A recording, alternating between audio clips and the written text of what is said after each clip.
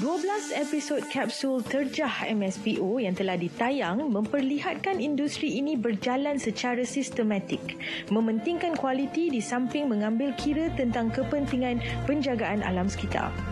Hal ini amat penting dalam meyakinkan semua pihak penghasilan minyak sawit negara menepati standard global.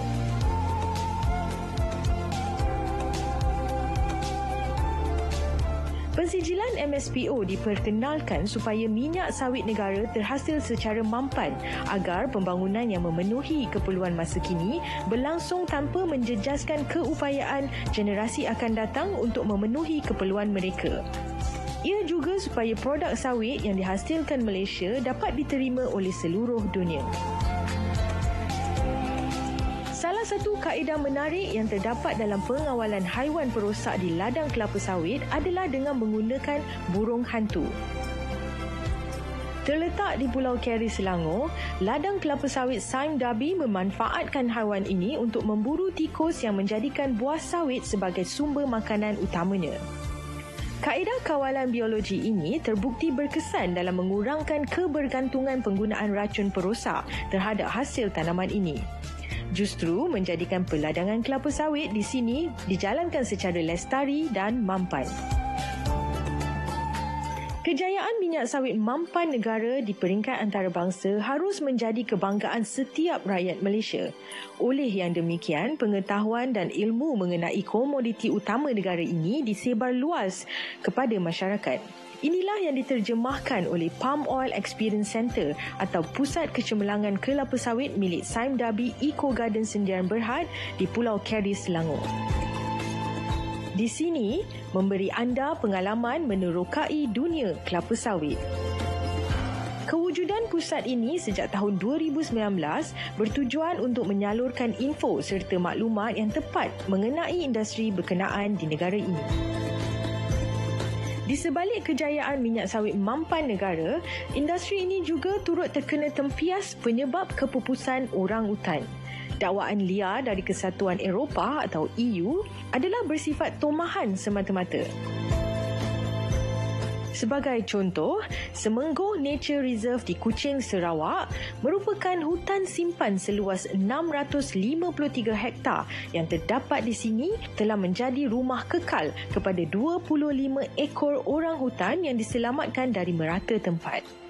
Ini jelas membuktikan pihak kerajaan turut serta dalam memastikan industri ini dijalankan secara lestari tanpa menyebabkan kerosakan kepada alam dan kehidupan lain.